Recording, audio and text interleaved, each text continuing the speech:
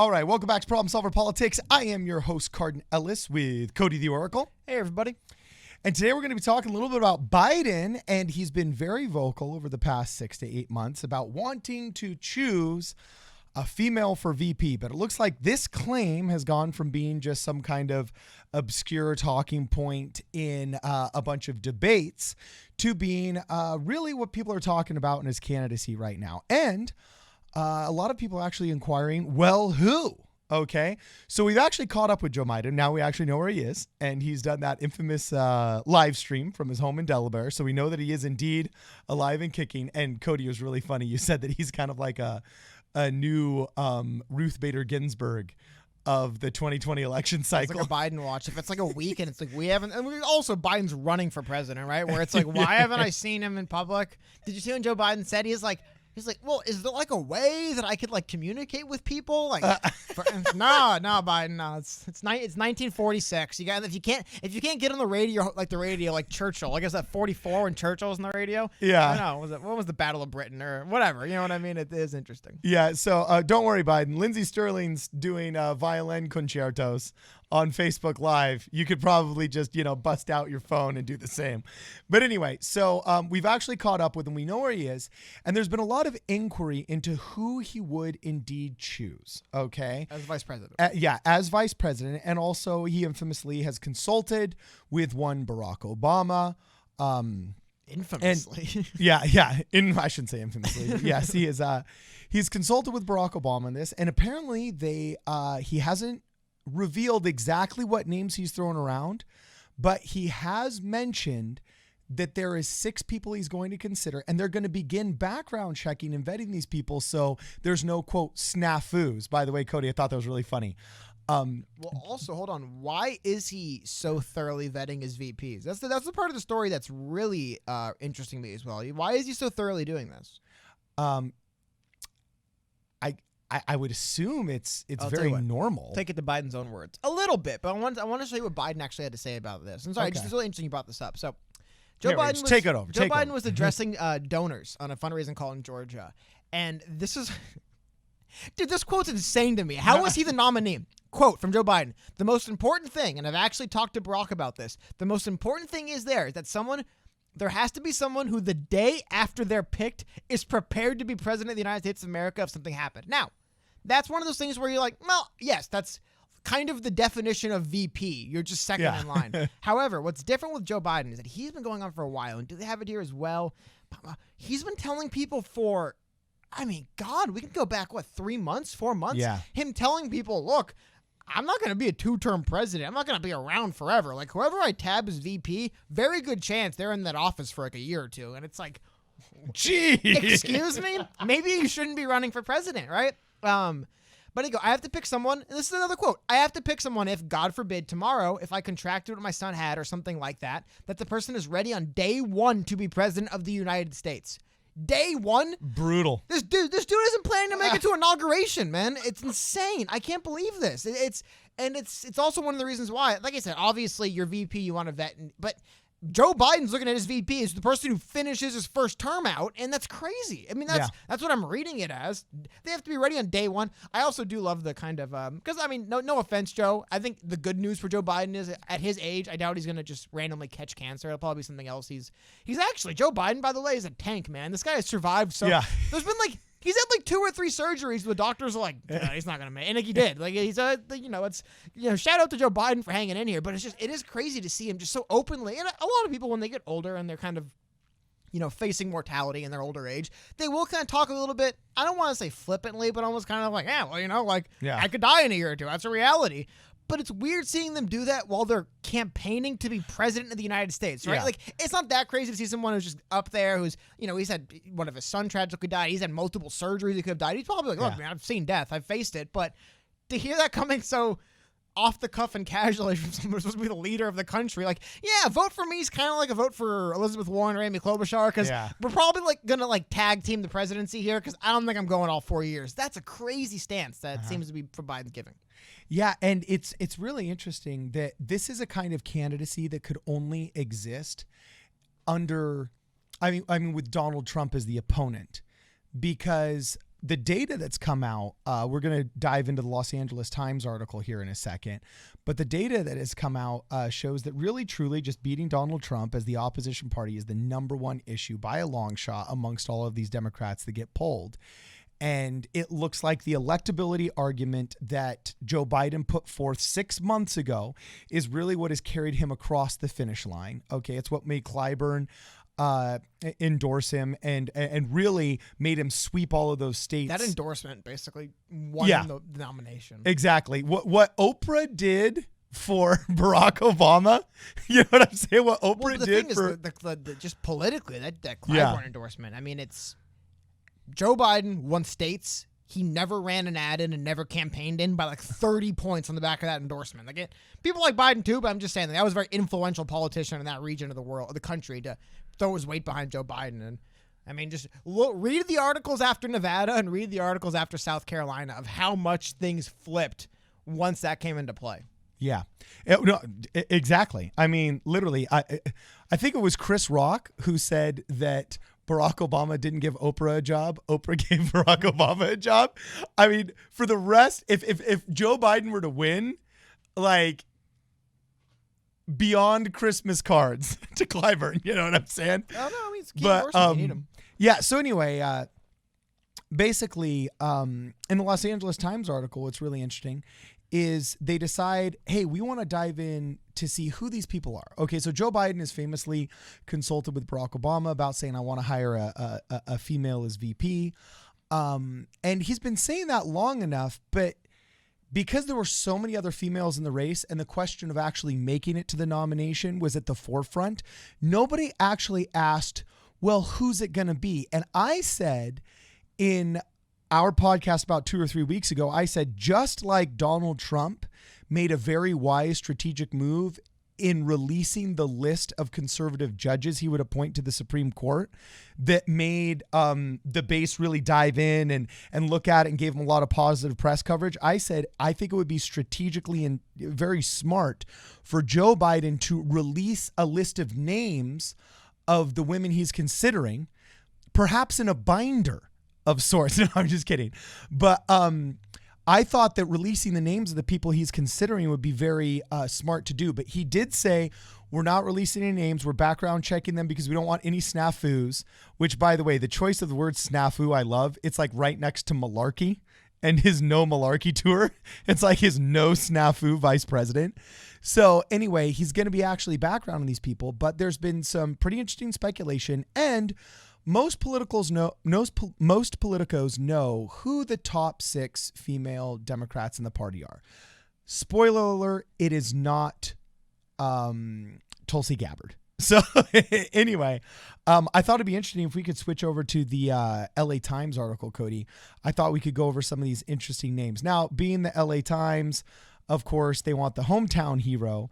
And it says, for more than a year, California Senator Kamala Harris, 55, has been on the short list of speculators' VP contenders, but selecting her might not be the smartest play. And it's really interesting because they go into some data here. Selecting a woman of color would incite the Democratic base, something Biden 77 doesn't do. Okay, I agree with that. But because he has all but clinched the nomination because Democrats consider him the most likely to beat Trump. Yes. And that's the number one quality that polls show voters are looking for. Harris, who is black, would be the first woman of color ever nominated for vice president by a major political party. A Biden-Harris ticket will reflect the growing diversity of Democratic voters. Those are the upsides, but the downsides are pretty rough. Apparently, I mean, California's got 55 electoral votes, and you have to win 20% of them to win the presidency. You know what I'm saying? And I mean, she's only the first choice. What'd you say? If Joe Biden's VP was, I don't know, let's say the head coach of the Miami Heat, I think Eric Spoelstra. Okay. I think he beats Trump in California, right? Like, I Yeah. think the Democrat on the ballot wins California. The VP. We're going out on a limb here. I could be Biden's VP. Yeah. I can be Biden's VP, and I could say, I live in California, and I hate the state and all the people that live here. And he'd probably win California. Yeah. So anyway, we'll go back to the data because we love the math on this channel. I was amazed by this. Harris is only the first choice in her home state of 9% of Latinos and 9% of other ethnicities, Cody. She's getting less than a dime of votes in her own state. Yeah, makes I sense. mean, it was pretty rough here. So obviously she's not going to be the pick, but who would these others be? Okay. Well, why won't she be a pick for that reason? I could see Biden still picking her anyway. Like, people in California don't like her. It's like, oh, they're voting for... Actually, hold on. Joe Biden is telling people you're voting for his VP because he's going to no longer be with us. I don't know what he's trying to imply, man. He's like, oh, I might get cancer or something. Like, dude, what? Sorry. I apologize. No, don't apologize. Because some of this might be just the arrogance of the Californian thinking that the world revolves around us. Yeah. And if we don't like her, nobody else will like her. I don't... Maybe Sarah Palin. When was the last time a VP really directly impacted the votes the president on the ticket got, right? Yeah. So who was Hillary's VP again? John Kaine? No, yeah, exactly. My point Tim exactly. Kaine, Right. You see what I mean? Like, yeah. In jest, yes, Tim Kaine. But still, it's sometimes, who was Romney's VP going to be? I actually don't remember that one. Yeah, it's because he got busted for the binders and women comment. That's crazy. I literally don't remember who Romney's VP would have been. Yeah, did he actually formally come out and establish one, or was he ran for toasted president? He had to. Oh no, it was Paul Ryan. Oh my God, it was Paul Yeah, Ryan. it was Paul Ryan. I'm an idiot. Yeah, sorry. Well, no, I'm just saying. You realize how little the VP of the candidate who didn't win. If there's any question whether or not we actually produce and tape this show live, there's your answer right there. Well, it just I don't know. It is like the VP becomes a very, I mean, in a lot of ways, VP is, as they always say, it's largely a ceremonial title, and it's really, I think, one of the main reasons why we like having the VP. I'm not going to get into the constitutional reasons. I just think, from a step back, I think there's a lot of wisdom in having somebody whose day-to-day duties are very minimal in position to assume the presidency. That way, it's not like, well, now we have to find someone to replace them, and you don't have this cascading avalanche of who replaces who. It's just the VP basically does nothing. They have some things their final say, in Senate and rules, but for the most part, they're just in wait. In the House, they're the swing vote. Yeah, sorry, in the House. Yeah, and largely, you're just in wait to assume the position if need be, and I think it is kind of smart, but it also means that your VP largely is they're largely just they're there to fill up space, and they're there to kind of shake hands and kiss babies while you're doing a real job. Yeah. Well, so we're going to go over these last 5, and then I'm going to make a suggestion for Joe Biden, a strategic suggestion that's not on this list. Let's burn through this list, and if you guys are interested in looking these people up, it's all their information's available online. Biden has other women of color he would consider, including 2 Western Latinas. Nevada Senator Catherine Cortez Masto, who's 55, has a resume similar to Harris, and she's the former state attorney general and a first-term senator, so she's a rising star in the party. New Mexico Governor Michelle Lujan Grisham, 60, is a former U.S. House member. Stacey Abrams, who he's mentioned before and others have mentioned, who is black, narrowly lost a 2018 race for Georgia governor and is frequently mentioned as a potential VP. Wait, she never lost that race, right? Yeah, according to her. Yeah, I think she's still currently she never conceded, right? I think so. I mean, it doesn't mean but anything. This but I think is it's where just a little quirk to it. This is where the LA Times writer gets downright brutal. I mean, I hand it to George Skelton. George Skelton says this, okay? Stacey Abrams, is frequently mentioned as a potential VP. Get serious. Period. Maybe someday, but so far the highest office she has won is state legislature. Well, if I remember right, she was the kind of, I don't want to say sacrificial lamb, but she was the one they ran out there to give the Democrats State of the Union rebuttal in 2019, and it didn't go. I mean, honestly, it feels like the opposition party's rebuttal to the State of the Union's a lot like, who can we afford to just go out there and float? Like, who can we afford to look bad in TV for the next hour? Because it's tough. It's weird. It's like you just kind of show up and you're like, the president's big speech that he or she planned for weeks. Like, they go out of their way to make sure the State of the Union is hard to attack, and then you have to go out there and attack it. And it's like, remember what wasn't it? because we know what happened in 2020 State of the Union, but going back to 2019, like that same thing, he brings out like military people and stuff, and then I think it was Stacey Abrams to make her out there and be like, well, that wasn't good. I don't know. There definitely seems to be, she's a high profile Democrat for sure, but it feels like they'd rather use that profile on things like that, less a VP nomination. But her name floats around for everything, right? Like it's like seriously, if you're gonna appoint anyone to any position in the world, eventually somewhere on that list, Stacey Abrams, who ran for governor once, will appear on that list as a name. I thought that was interesting. And then I gotta admit, I didn't know Michigan had a governor. No, I'm just kidding. But I wasn't aware that it was a Gretchen Whitmer. But that's interesting. That could be a. Well, they bring up a good point that she could deliver a vital state that Hillary Clinton lost to Trump 4 years ago. It's a good regional win for him. Finally, Massachusetts Senator Elizabeth Warren, 70. This is where George Skelton gets rough again. He says, too far left, not a good fit. And then finally, I guess he's a Klobuchar boy. But Minnesota Senator. She gets the biggest paragraph. Yeah, Amy Klobuchar. I was about to say he put down a solid 2 or 3 sentences for her. Could have broad appeal in the Midwest and assure victory in her home state, which is true, and there's a decent amount of electoral votes in Minnesota, which supported Clinton only narrowly in 2016, and her presidential race never gained traction, but she's smart, experienced, articulate, upbeat, and her moderate ideology would be acceptable in battleground states. What do you know? He loves this girl. But he does point out that she's in sync with Biden politically, and Biden has specifically said, I want the same person that thinks the exact same as me ideologically, on healthcare and all these other things. And because remember, he might have to pass off halfway through to his VP to finish his healthcare. Again, blows my mind. I've never met a presidency that says, look, like you just got to get me in the door to get the other guy out. Yeah. And then there's this really good person behind me. Well, I'm going to croak. I've never heard anyone. Just imagine applying for any job and just being like, look, you gotta be real here, man. I'm probably not going to live out my whole contract. I got a pre-existing condition, It's like, I mean, like if an athlete was like trying to like negotiate for a contract, like I'm gonna be real with you, my knee has got like, I don't even know, months, and then my knee's done, and I probably can't play anymore. They'd be like, wow, maybe we should find someone else who isn't already plotting what happens after they're gone. Like, I don't know. Yeah. It is weird. And then also, though, I would agree. You know what? You know who definitely wants Amy Klobuchar to be his VP? Who wants Amy Klobuchar to be Joe Biden's VP? The New York Times. So they look less stupid. Yeah. For the joint endorsement. Yeah. Of Amy like, imagine hedging your bets by endorsing Amy Klobuchar and Elizabeth Warren. It's like betting on like 1 to 1,000 long shots and calling it hedging your bets. Like, no, dude, you're doubling down on a bad bet.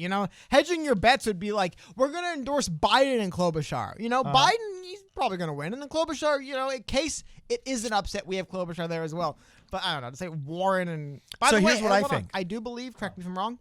Has Elizabeth Warren endorsed anyone yet? No, they're waiting on her endorsement. Okay, I don't know. It's interesting. That is an option. Sometimes endorsing nobody is an option for. So Bernie should have done 2016. So long as I'll bring it up. Bernie endorsed Hillary. Now again, but it's still like Bernie endorsed Hillary a couple months later. He did the same thing, but at that point, if you've already waited months, like. Talking about getting a VP nod, Amy Klobuchar announced she was suspending her campaign on a Joe Biden rally stage at the same time she announced she was endorsing him for president. That is how you throw your weight behind somebody. Yeah. And I think that's another reason why looking at potential VPs, I would say somebody who, like I said, Amy Klobuchar, there was like rumors, like, is Amy Klobuchar suspending her campaign? And then there's like reports she is suspending, she'll be in a rally, and then she appears on the stage and says, I am officially suspending my campaign right now. Yeah. Like, that is your please pick me as VP pitch, right? It's like, I'm going to one-up, I'm not going to endorse you on stage, I'm going to announce I'm suspending on stage because I believe in you so much, Joe. And I don't know, she's definitely angling herself, I think, of the best. Just looking at what these people have done in the background, because it's, especially if Biden's openly talking about you're probably going to be president one day if you're my VP, this is probably going to be a contested, people want that nomination. It looks good. And Amy Klobuchar's put in the work. And I will say one thing, though, it's just thinking back on it, I'm going a little bit long, but that is the most Amy Klobuchar thing. Amy Klobuchar, I've watching her on the debate stage, she's one of those people who she's going to shoot her shot every single time. She's going to sit there and say, you know what? I might be president, but if Biden wins this thing, you know what? Screw it. I'm canceling my campaign. I'm going to have this big, elaborate, I'm going to do everything I can. Like, it's on the debate stage, you'd like see this like sparkle in her eye when a topic came up she could go in on, and she would never let anything slide. Like when she gets to tell her joke about, so I told him, the blizzard joke? Let's see how your hair does in a blizzard. But like she will never never pass up because that's the kind of person she is. You know what, though? That's how you get to being a senator, I guess. You're that pushy, annoying person who will tell that same joke 1,000 times just because I don't care. I have to tell it. And I don't know. So maybe she's my pick. If I had to pick one right now, I'd probably go Klobuchar. You would pick Klobuchar? This is what I think Joe Biden could do. And I really don't know why somebody hasn't thought of this yet. Well, I Michael Moore did. But why? Dude, the Obamas don't want to quit politics. They don't want to fade out of the limelight. Dude, pick Michelle. I've heard multiple times that Michelle Obama has no interest in being in the White House. She's none. She does not want to go back. She just got free. Somebody convince her. Okay, here's the thing. Like, that would be the ultimate. That would be unstoppable force. From where we sit, it seems like it makes sense, but it's kind of. I would almost kind of equate it a little bit to what happened with Prince Harry and Meghan Markle a little bit. No, I'm serious. Like, it sounds nice to be living in the palace, right? And then until the reality hits. And then you're kind of in a prison. Same thing. I'm sure the Obamas like living in the White House, but it's also you're kind of imprisoned in the White House. Now, of course, you can go on vacation, like Trump goes to Florida, but you know what I mean? Like, you're the president. Somebody's at your door every day. And even if, Michelle should be a VP or just still, it's like, you don't have that freedom and luxury of just living your own life the way you want to live it. It's like, no, you're living in the White House. You're the America's first family. You have a series of responsibilities. 95% of your time is spoken for already. I can definitely see why they'd be like, nah, dude, I want to just make $50 million a year doing Netflix specials and winning Academy Awards. I don't want to be trapped in the White House again. So who do you, my last question before we wrap this up here is, which one do you think it'll be? LA Times says Klobuchar. I agree. Who do you think I think Klobuchar. I think Klobuchar has done the work that no one else has done. She's put in that groundwork to be the VP because that seems to be the kind of person she is. Okay. And I can see her. There's many reasons why she gives some nice mid because Biden does great in the South. I don't know if he does great in the Midwest. She'll help him a little bit there because I think didn't she almost like she was like viable in Minnesota, right? And I think what she still did well aside dropping out and endorsing Biden. Yeah. What the Midwestern candidates have proven is that culturally Midwestern people feel a lot more comfortable with them. What's interesting is Californians haven't proven to back Californians, and Massachusetts people haven't proven to love and back Massachusetts folks. Maybe like Reagan. Was that the last time California really backed a Californian? Yeah. So it's looking like, Californians don't inherently love their California Democrats, and Elizabeth Warren couldn't even win her own state against Bernie Sanders. But it seems like Joe Biden. Yeah. It seems like the regional pull of Midwestern people. Actually, there is a moderate amount of cohesiveness there that Joe Biden could bank on. Just like Barack Obama said his single best political decision was choosing Joe Biden as his VP. Joe Biden is looking at a chance right now to see who his VP is, and it's gonna end up, if he's smart, in my opinion, it's going to end up really just being a question of electoral cohesiveness. How much electoral gravitas this VP person brings to my ticket. Isn't it funny how we just kind of view Biden as like because we're talking about Minnesota, for example. I don't think Vermont's that far away. Not Vermont. Delaware isn't that far away from not Minnesota, from Massachusetts. I think it's pretty close. I mean, they all border each other. But for whatever reason, it feels like Joe Biden's from Kentucky. You know what I mean? Yeah. Like it's always like when I think of like regionally the part of the country Biden's going to do well in, it's never the Northeast. It's not the South. Because he does. I mean, like I said, he won states by 30 points. He never stepped foot in. He's very popular down there. But it's just funny. It's like, I don't think he was born in the South. I know he didn't. Politically, he was serving in Delaware. I don't know where this. I've read some things online that are kind of like culturally anecdotal things. But he has got this just Southern pull. And it's hilarious too because like Obama picked him to be his VP. And now we're gonna if there would be like a somewhat flip where you have somebody like Biden who does well in the South picking a Midwestern politician help him in the Midwest. I don't know. It's just been one of the more interesting things to watch during the earlier part of the primary cycle when it was all voting was just how amazing. I mean, I think Alabama was the state. He had like 60% support in Alabama. He's from Delaware. I don't know why. I don't know why Joe Biden is so good. Well, Joe Biden's from Scranton. Yeah, I mean, as far as he I see what you're saying. Okay, yeah. That's where he was serving. He can fly the helicopter to Delaware. Yeah. It's the richest suburb. I think there's people born elsewhere who end up serving in Midwestern states and then become Midwestern politicians, right? It's just that's where you serve at. But it's just funny because I've never mentally in my head seen Joe Biden and said that is Elizabeth Warren and Bernie Sanders, they are northeastern politicians to me. They kind of look like a northeastern politician. But Joe Biden looks and acts like a southern politician. I don't know how to explain it, but he doesn't look and act like he's from Delaware. He looks like he's out of place. Yeah. So anyway, let us know what you guys think in the comments. We're actually starting a movie channel too. Check that out pretty soon. There's going to be announcements for that. While we're all hunkered down here, we're going to be having our movie club, which is going to be pretty sick, kind of like a book club. So pay attention to some announcements for that. Also, make sure you follow us on PSP Radio 1. We get a lot of word out on Twitter as well. And if you can, join the channel. It's an inexpensive way to keep this channel going without corporate sponsorships. This is Problem Solver Politics. We'll see you guys in the next video.